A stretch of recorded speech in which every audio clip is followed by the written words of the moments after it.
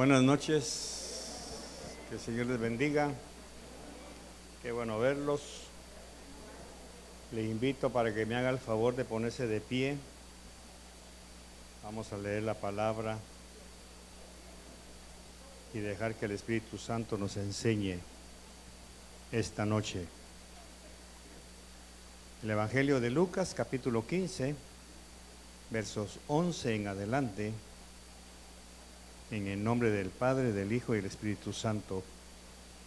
Y Jesús dijo: cierto hombre tenía 2 hijos, y el menor de ellos le dijo al padre: Padre, dame la parte de la hacienda que me corresponde. Y él le repartió sus bienes. No muchos días después, el hijo menor, juntándolo todo, partió a un país lejano, y ahí malgastó su hacienda viviendo perdidamente. Cuando lo había gastado todo, vino una gran hambre en aquel país y comenzó a pasar necesidad.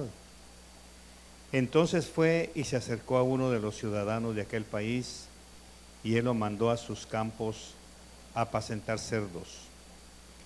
Y deseaba llenarse el estómago de las algarrobas que comían los cerdos, pero nadie le daba nada. Entonces, volviendo en sí, dijo: ¿cuántos de los trabajadores de mi padre tienen pan de sobra? Pero yo aquí perezco de hambre. Me levantaré e iré a mi padre y le diré: Padre, he pecado contra el cielo y ante ti. Ya no soy digno de ser llamado hijo tuyo. Hazme como uno de tus trabajadores. Y levantándose fue a su padre, y cuando todavía estaba lejos, su padre lo vio y sintió compasión por él, y corrió, se echó sobre su cuello y lo besó. Señor, muchas gracias por esta noche, gracias por tu palabra, gracias por tu bondad, tu gracia y tu misericordia. Gracias por permitirnos una vez más estar en tu casa para aprender de ti, Señor, para asimilar todo lo que tengas que decirnos esta noche. Espíritu Santo, toma este lugar, toma el control, guarda mi boca, mis palabras. Y gracias por instruirnos en el nombre de Jesús. Amén y amén. Tenga la bondad de sentarse. Uno de los mayores conflictos, gracias, que hay en la iglesia con nosotros, los miembros, es que muchas veces no valoramos el hecho de comprender qué implica la salvación, qué conlleva la salvación. La salvación que el Señor nos ofrece es la puerta para entrar a una dimensión de experiencias, a una dimensión de sobrenaturalidad, pero que uno tiene que ir entendiendo poco a poco y permitir que el Espíritu Santo obre en cada uno de nosotros. Lamentablemente en el pueblo latino, porque más que nada se da en Latinoamérica, hay una como aversión a ser recíprocos con Dios. Primero porque, como he dicho otras veces, no somos gente de Biblia, no somos gente de iglesia, hablando en términos bíblicos. Hemos sido gente de religión. Por eso es que la mayoría de nosotros corremos el peligro de volvernos religiosos con el tiempo. Porque volvemos, la tendencia natural es regresar a nuestros orígenes, regresar de donde venimos. Y eso lo vemos nosotros porque en nuestros genes latinos está la idea de conocer de dónde venimos nosotros, terrenalmente hablando. Por eso es que nosotros, como raza, amamos nuestro terruño. Nos sentimos orgullosos de haber nacido en algún lugar del país, de la tierra. En Guatemala hay un dicho que nos aplican a nosotros los chapines y nos dicen hombres de maíz o gente de maíz, porque nuestro primer bocado fue la tortilla y crecimos comiendo tortilla. Entonces a nosotros nos dicen gente de maíz, ¿va? Porque esa es nuestra raíz. Si hablamos de un americano, diríamos gente de hamburguesa, ¿verdad? De un suizo hablamos gente de quesos, de un italiano gente de espaguetis, porque eso es lo primero que comen y eso es lo que nos afinca. Lamentablemente eso también lo metemos, ese parangón lo metemos en el cristianismo, y eso nos hace a nosotros convertirnos en personas que no valoramos realmente todo el cuadro que conlleva la salvación. Inmediatamente que nosotros somos salvos, tiene que nacer en nuestro corazón un deseo de agradecerle a Dios el hecho de habernos regalado la salvación, porque Dios mandó a su Hijo a la cruz a expiar nuestros pecados, a sufrir nuestros dolores, a sufrir nuestros quebrantos. Ahora la pregunta, después de habernos dado la salvación, ¿qué podemos hacer por el Señor? Esto lo usamos a nivel humano. Cuando alguien nos hace un favor, cuando alguien intercede o nos hace algún milagro, a veces en algunas personas nace el deseo, ¿qué puedo hacer por usted? ¿Qué puedo hacer por usted? Lógicamente, esto no se acostumbra mucho en nuestro medio social, pero en algunas esferas sí se acostumbra. Alguien recibe un favor, un milagro, una intercesión, y automáticamente entra uno en deuda con esa persona. En nuestro medio social de clase media para abajo no se acostumbra a eso, porque no nos han educado a ser recíprocos, a agradecer algo que hicieron por nosotros. Por eso es que hay poca interrelación, socialmente hablando, en nuestro medio ambiente. Recibimos un favor y se acabó el problema. No hay una actitud de agradecerlo con algún gesto, con algún pastel, con algo. Por eso es que Pablo se dedica a educar a los cristianos en sus cartas. Si usted ve las cartas de Pablo, si las lee detenidamente, todas son enseñanzas de urbanidad, enseñanzas sociales. Sed agradecidos, dad gracias, lleva algo, nunca te presentes al Señor con las manos vacías. En fin, Pablo lo que hace es educarnos desde el principio de la salvación. Lógicamente, Pablo no le enseñó esto a los judíos, porque ellos lo tienen en su mente, en su corazón. Por ejemplo, cuando usted ve a Saúl, que anda buscando a las asnas, le dice el sirviente, mira, por aquí anda un vidente, ¿por qué no le vamos a preguntar qué pasó con las asnas de tu familia? Saúl le hace una pregunta que para ellos era normal. ¿Qué le podemos llevar? No tenemos nada que llevarle. O sea, ahí tenemos ya algo que aprender del pueblo judío. Pero repito, y con todo respeto, el pueblo latino no es así. Vamos a pedir un favor y ahí se quedó todo. Recibimos algo y no somos recíprocos. Tenemos otro ejemplo, por ejemplo, valga la redundancia, cuando la mujer tsunamita le hace un apartamento al profeta. Le dice a su esposo, mira, me gustaría hacerle, porque cada vez que pasa por aquí no tiene dónde quedarse, me gustaría hacerle un aposento alto. Y el marido le dice, está bien, hazlo. Y ella le prepara un cuarto, se lo construye, invierte dinero, le amuebla ahí en el cuarto con una cama, una mesa, que era lo indispensable. Y inmediatamente que el profeta hace uso de la habitación, lo primero que brota en su corazón es, bueno, ¿qué podemos hacer por ella? Porque ella está haciendo por nosotros esto. ¿Qué podemos hacer? Y eso es lo que nos roba a nosotros la oportunidad, no solamente de seguir siendo bendecidos, pero también ser de bendición. Por eso las promesas de Abraham es de dos vías. Te bendeciré para que seas bendición. Pero nosotros no tenemos esa cultura. Y nos toca a nosotros, o por lo menos en mi visión, me toca a mí como pastor tratar de instruir a mi congregación en ese aspecto. Entonces, cuando Eliseo recibe el apartamento, lo primero que hace es preguntarle, le dice al siervo, anda a ver qué necesita, pregúntale qué podemos hacer. Y se dan cuenta que no tiene hijo. Y ahí está la devolución. Dentro de un año estarás cargando un niño por haberme hecho un favor.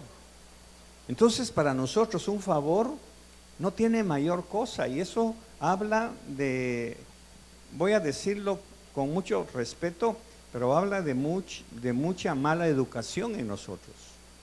Y eso lógicamente se lo trasladamos al Señor. Porque ¿qué cuesta encontrar servidores en la iglesia? Y no es visión de fe, en cualquier iglesia. Por eso es que en algunas iglesias a donde voy a predicar, le dan privilegios a los niños. Encuentro diaconitos, así les llamo yo, diaconitos. Cuando alguien ha ido conmigo a Santa Lucía, a predicar a Santa Lucía, ¿qué edad tendrá el patojo que nos atienden ahí cuando me dan el parqueo? ¿Verdad? Son güiros. Y ahí andan con su saco que les queda bien grande, pero no importa, ellos están contentos atendiendo al invitado y ayudándome a parquear, y me llevan el maletín y toda la cosa. Están emocionados de servir al Señor. A la hora de que un vaso de agua, ahí me llevan el agua y están contentos. Entonces las iglesias, lógicamente, a falta de gente agradecida con Dios, ha tenido que echar mano de güiros. Y el problema es que esos niños no están bautizados en el Espíritu Santo, no están capacitados espiritualmente para servir a Dios, porque los servidores del Señor tienen que llenar un perfil, está en Hechos. Varones, hombres o mujeres llenos del Espíritu Santo, discernimiento, llenos de sabiduría, pero a falta de servidores comprometidos y agradecidos y que conozcan estos principios eternos, las iglesias tienen que echar mano de un montón de güiros, de patojos que no tienen la más mínima noción de lo que es servir. Ellos solo sirven. Bueno, ¿qué tengo que hacer, pastor? Bueno, pues párate ahí. Y ahí se paran, o dar la bienvenida, o atender al pastor cuando venga, y estáme atento, me avisas cuando vengan. Y ahí los veo correr yendo de un lado para otro, tan emocionados sirviéndole al Señor. En nuestro medio no es así, no es así. Y aquí tenemos una excelente lección, porque el hijo pródigo toma el dinero del papá, se lo va a gastar y empieza a pasar tribulación. Y dice que se acercó a uno de los ciudadanos de aquel país y lo mandó a sus campos a apacentar cerdos. Quiere decir que este muchacho, a pesar de tener un padre muy rico, de posibilidades financieras, de tener un padre de capacidad financiera muy buena, era un muchacho que trabajaba, hacía oficio en su casa. Trabajaba, porque en el momento, en el verso 15, cuando se queda sin dinero, lo primero que hace es buscar trabajo. Hay algo bueno que decir en él. Y lo bueno que se puede decir es que no era un mañoso, no era un haragán, no era un vividor, no era un niño consentido de papi. Era un muchacho que ayudaba en su casa, que hacía algún trabajo, que se ganaba el pan, pues. Y el papá, lógicamente, a pesar de los recursos financieros que tenía, indudablemente lo tenía trabajando en su finca. Al que algún día se le cruzaron los cables y se quiso ir al mundo, a conocer el mundo, a gastarse su herencia, ese es un asunto conductual. Pero su vida en sí, era un muchacho acostumbrado a trabajar. De manera que cuando se le termina el dinero, comenzó a pasar necesidad, dice el verso 14. Cuando lo había gastado todo, vino una gran hambre en aquel país y comenzó a pasar necesidad. Y entonces empezó a buscar trabajo y le dieron un trabajo de apacentar cerdos. Y aquí es en donde empieza ya una enseñanza, pero yo no quiero dedicarme a la enseñanza normal de por qué estaba cuidando cerdos y qué significaba para él. Lo que quiero señalar esta noche con esta plática es el verso 17. Entonces, volviendo en sí, dijo: ¿cuántos de los trabajadores de mi padre tienen pan de sobra, pero yo aquí perezco de hambre? Eso quiere decir, y aquí viene lo que quiero compartir con ustedes. El hijo pródigo supo perfectamente que aún los trabajadores del Padre tenían más que él. Estaban altamente bendecidos. Eso quiere decir que la historia dice que los jornaleros, los trabajadores, tienen buena comida, abundancia de bienes y tienen suficientes bendiciones. ¿Pero por qué? Porque han dado sus vidas al Padre, han sido recíprocos, han devuelto lo menos que se esperaba de ellos, le han devuelto al Padre, que les tiene casa, que les tiene comida. Entonces lo menos es trabajar para este Padre, que sabemos perfectamente que es una figura del Padre Celestial. Y ese es nuestro problema, porque un jornalero era una persona que trabajaba por el pan, ellos no trabajaban por dinero. Recordemos que en este tiempo uno de los productos más caros y difíciles de conseguir era la sal. Y entonces, para ganarse la sal, por eso se llama salario, porque les pagaban muchas veces con sal. Ellos trabajaban 30 días o 20 días, qué sé yo, para poder llevar un poco de sal y tener cómo saborizar sus comidas. Eso quiere decir que en este tiempo de la parábola era un honor, un privilegio y un compromiso servir a un hacendado. Un jornalero era una persona que trabajaba por el pan. Este hijo, cuando regresa, le dice al padre: mira, papá, hazme como uno de tus jornaleros, me tengo que ganar el pan. Ya no me trates como tu hijo porque me lo desperdicié todo, pero dame trabajo en tu empresa, dame trabajo en tu finca. Años después encontramos a Pablo cuando se autonombra siervo de Jesucristo. O sea, que para Pablo esa palabra indica que él no tiene voluntad propia, no tenía derechos, solo obligaciones. Ahora podemos entender, como hablábamos un domingo de estos, por qué Josué le dice a la gente: vean ustedes a qué Dios van a servir. Porque se supone que los dioses exigen servicio y exigen obediencia. Estamos hablando de paganismo. Nuestro Dios bondadosamente no exige, pero espera. Espera que le sirvamos. ¿Por qué? Por amor, por agradecimiento, por una reciprocidad en que nosotros tenemos que dejar que fluya, que brote de nuestro corazón agradecido. Pero nuevamente vuelvo a nuestra mala enseñanza ancestral de que nos hacen favores y nadie se preocupa por devolver ese favor, por tener esa sensibilidad. Y si no lo hacemos con los que vemos, dice la palabra, tampoco lo hacemos con el que no vemos. Por eso es una tristeza que los que no sirven al Señor, los que no quieren servir. Pero quiero hacer un énfasis, no estoy hablando de que usted vaya ahí con el diaconado y decir, bueno, como dicen que hay que servir, el domingo quiero. No se trata de eso. Servir a Dios no es solamente en el diaconado, en el parqueo, en ninguna parte de la iglesia. Servir al Señor es estoy a tu servicio. ¿Qué puedo hacer por ti?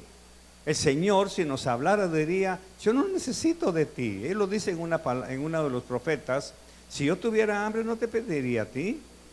Pero Él espera, como reciprocidad, que nosotros le ofrezcamos nuestro servicio en cualquier área de la vida. ¿Qué puedo hacer por ti? ¿Quieres que ore? Por ejemplo, el profeta le dice a la mujer: ¿qué puedo hacer por ti a cambio de lo que hiciste por nosotros? ¿Quieres que le hable al gobernador? ¿Te recuerda? Ella le dice: no, yo soy amiga del gobernador. ¿Quieres que le hable a alguien del gobierno? No, yo tengo amistades suficientes. Entonces muchas veces nosotros no buscamos: ¿qué puedo hacer por la iglesia? ¿Qué puedo hacer por mis hermanos? ¿Qué puedo hacer por las personas que me bendicen? ¿Qué puedo hacer? ¿Tendrá alguna necesidad? ¿Tendré yo algo que esa persona necesite? Eso es servir al Señor. Porque Jesús dijo: por cuanto lo hiciste con uno de mis pequeños, me lo hiciste a mí. Pero en nuestra mente, lógicamente, hay un marco de referencia. Servir al Señor es aquí en la iglesia, en el diaconado, en sonido, en alabanza. Y entonces, lógicamente, nos estamos privando de la amplitud que lleva esa palabra de servir a Dios. Por eso es que a veces nos ponemos celosos que los servidores realmente viven bien. El Señor los trata no mejor que otros, pero sí tiene que tener, no una preferencia, pero sí una bendición doble, porque si no, no tendría el ejemplo de Abraham. Porque Abraham lo primero que hacía con Dios, después de cada victoria, después de cada conquista de su tierra, después de tener un hijo, lo primero que hace es devolvérselo. El martes oíamos del milagro de Ana. Me impactó cuando mi esposa me lo compartió en el desayuno en nuestra casa. Y le digo, tanto luchar por ese hijo y luego devolvérselo al Señor. Tanto llorar, tanto clamar, esperar que el milagro se hiciera. Soportó los insultos del sacerdote, soportó la humillación que le dijeran borracha con tal de tener un bebé. Bueno, ya lo tiene y ahora se lo doy al Señor. ¿Cuántos de nosotros hemos luchado, llorado, clamado por un milagro y cuando lo recibimos no le damos al Señor el honor, la gloria y ponérselo a sus pies? Aquí nuevamente vuelvo al famoso dinero, porque es el dinero en la raíz de todos los males, el amor al dinero. Porque si usted recibe su sueldo, lo primero que espera al Señor es que se lo ponga a sus pies. Señor, aquí está, eso tú me lo diste, pero realmente tengo comida, tengo esto, tengo lo otro. Señor, aquí está esto. ¿Qué puedo hacer con esto? Ahora entiendo por qué mucho latino no sale de pobre. Y hablo de latino, por la cultura latina, de que todo lo que llega es para nosotros. Estamos esperando a fin de mes para que nos llegue el sueldo para pagar todo y nos olvidamos de decirle al Señor como Ana, Señor, por esto lloraba, por esto clamaba.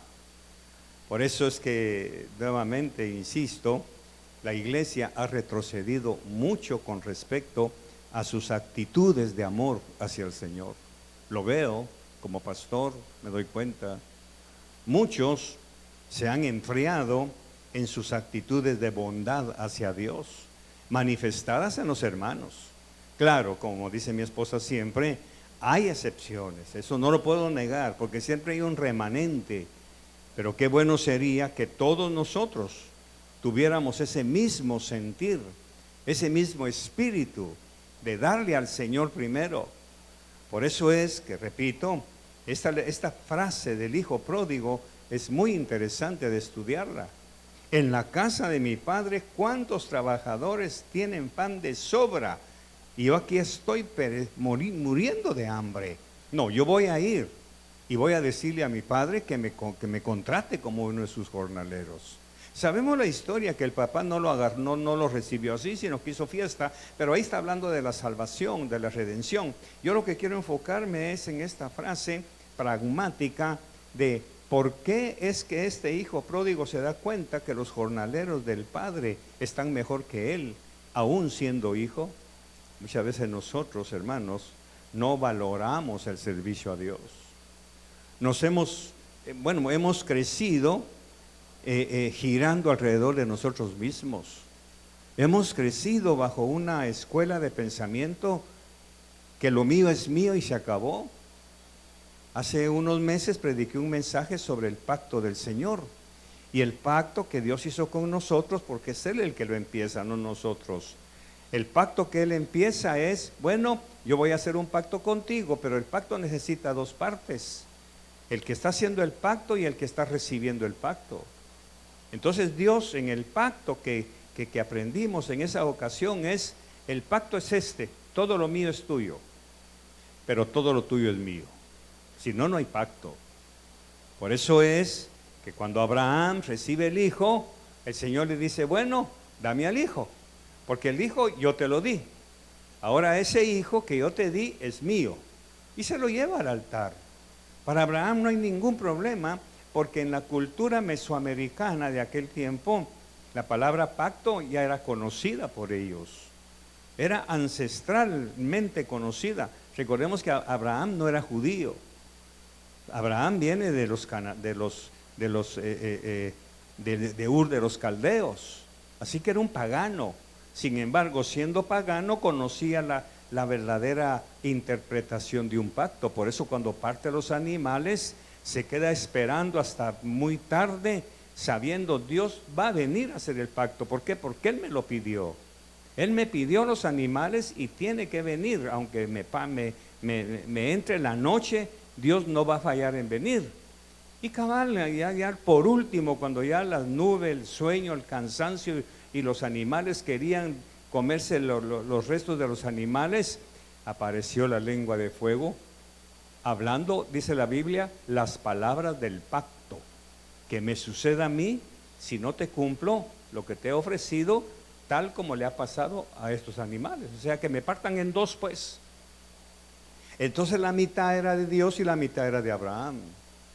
Quiere decir que nosotros no hemos entendido la profundidad del pacto con Dios. Por eso les conté el domingo que para mí, en lo personal, mi siembra es sagrada, es anatema. Yo no puedo tocar nada de eso hasta que no haya cumplido y reunido todo lo que Dios me pide y le quiero dar a través de mis ofrendas. No solamente hablo del púlpito, estoy hablando de un agradecimiento a Dios. ¿Por qué? Porque Pablo lo enseña muy bien. Cuando usted hace un favor, cuando usted hace un milagro a alguien, porque un milagro es el que lo recibe. Alguien que no tiene para la leche de mañana, para sus niños, y usted viene y le trae un bote de 5 libras, para esa persona, para esa madre, eso es un milagro. Entonces, ¿qué brota? Dice Pablo, que brotan alabanzas de agradecimiento a Dios por la persona que está recibiendo el milagro. Entonces quiere decir que cuando nosotros no servimos a Dios, no provocamos alabanzas a Dios, no provocamos que la gente explote en una alabanza, en un gloria a Dios por lo que le está llegando. Porque nosotros hemos sido mal enseñados desde chiquitos a que todo es nuestro. Y entonces no estamos sirviendo de canales de bendición para provocar alabanzas a Dios.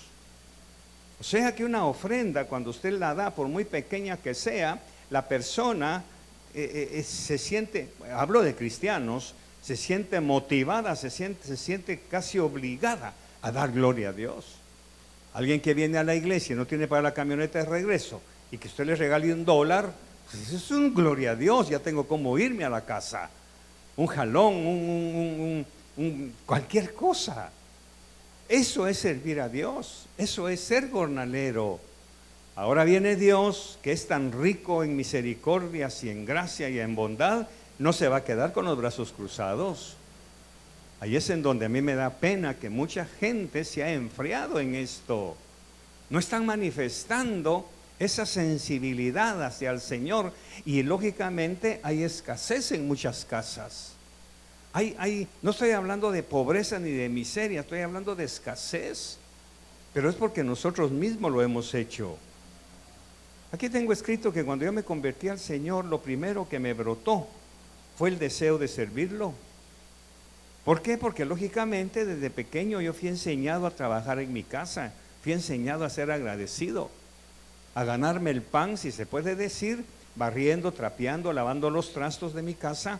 Y entonces lógicamente cuando vengo a Cristo y Él me regala la salvación, lo primero que brota en mi corazón es servirlo. Y entonces me presenté, me alisté, por así decirlo, en la oficina de servicio y me fui a ofrecer. ¿Qué puedo hacer por Dios? ¿Qué puedo hacer por el Señor? Ya soy salvo. ¿Y ahora qué puedo hacer por Él? La iglesia tiene una gama grandísima de servicios que no es solamente aquí adentro, especialmente en nuestro corazón, que brote esa sensibilidad. De manera que cuando nosotros nos convertimos al Señor, mi esposa hizo lo mismo sin habérselo enseñado yo, nos brotó el deseo de servirlo. Lamentablemente, nuevamente tengo que tocar este punto neurálgico tan molesto para mí, pero tan necesario decirlo. Los mismos padres no permiten que sus hijos sirvan al Señor. Y la mejor herencia que podemos dejarle a un hijo es que sea un servidor de Cristo, que sea un servidor del reino de Dios.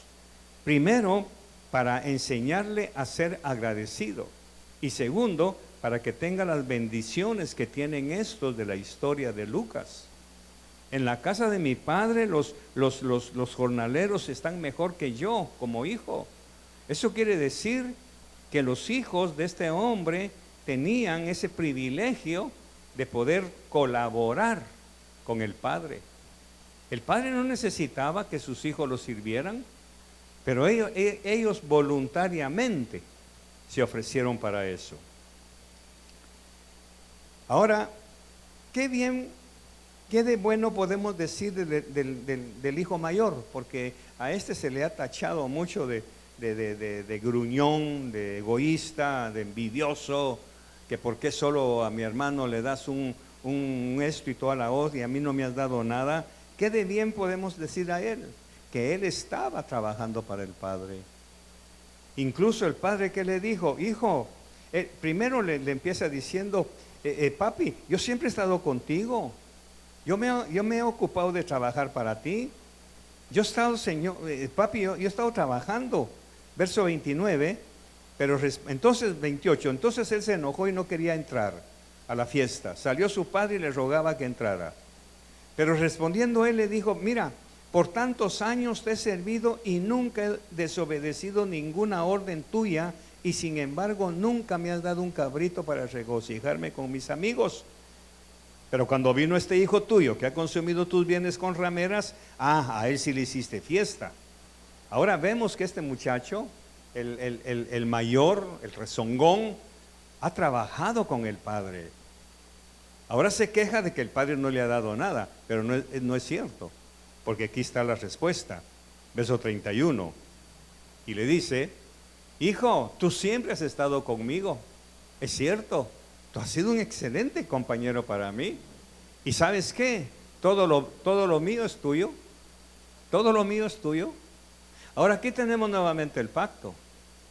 El hijo, todo el servicio que el hijo podía brindarle a alguien era para el padre. En reciprocidad, el padre le dice, todo lo mío es tuyo. Así que tú no tienes que preguntarme nada, no tienes que pedirme nada, todo es tuyo, a cambio de tu servicio, porque tú siempre has estado conmigo. Y entonces, lógicamente, el problema de que no te hayas disfrutado un becerro, un cabrito, es porque tú no lo quieres tener, pero ahí está, todo es tuyo. Entonces, cuando yo veo esto, se me abre un panorama, se me levanta una cortina y me doy cuenta que nosotros mismos nos hemos privado de tener las bendiciones que Dios tiene para nosotros. Ahí están las bendiciones de Dios, pero no es que las trabajemos por ellas. Es que no tenemos la suficiente confianza de disfrutar las bendiciones que el Padre tiene para los que le sirven. Qué de bueno puedo decir de este hijo, que él siempre estuvo con el Padre, siempre lo estuvo sirviendo, algo amargado y todo lo que usted quiera, pero le está sirviendo desde hace años. No se va al mundo, no ha abandonado sus obligaciones, no ha dejado su deber como hijo. Se ha puesto al nivel de jornalero voluntariamente para agradar al Padre. Pero nosotros no queremos ser los jornaleros para Dios. Y lógicamente tenemos ahí las bendiciones como pago, como recompensa, como regalo de Dios, pero no las podemos disfrutar por la sencilla razón que nos hemos creído que todo lo que tenemos es por nuestro trabajo, por nuestro esfuerzo, y no valoramos realmente la bondad y la misericordia de Dios. Entonces, cuando vemos a alguien que Dios prospera, que bendice, que le da todo lo necesario, y incluso hasta para compartir, dice, es que como ustedes están más cerca de Dios. No, todos estamos cerca de Dios, pero no todos queremos servirlo, no todos queremos ser los jornaleros de Dios. En consecuencia, estamos girando en un círculo vicioso de escasez, teniendo toda la bendición del Padre para nosotros. Todo lo mío es tuyo, iglesia. Todo lo mío es tuyo. Yo sé que ustedes han estado conmigo desde hace 25 años y todo lo mío es tuyo, pero no lo has disfrutado porque no has valorado que si tú me estás sirviendo, si tú me sirves, tendrás tu recompensa. En una frase por ahí perdida dentro de los evangelios, y le llamo perdida porque está así escondida, dice Jesús, porque donde yo esté, estará mi servidor. Donde yo esté, estará mi servidor. Esa frase tiene una connotación riquísima, porque si Jesús está con un hermano que vive en Mexicanos, Él espera que yo esté con ese hermano de Mexicanos. Si Jesús está en la casa, en el hogar de una hermana que vive en Ciudad Delgado, si Jesús está ahí, Él espera que yo como servidor esté ahí.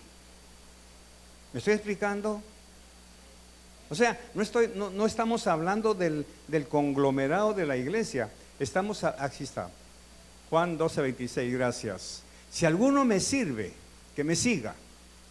Y donde yo estoy, ahí también estará mi servidor. Si alguno me sirve, el Padre lo honrará. Ahí estamos hablando no solamente de dinero, estamos hablando de honra.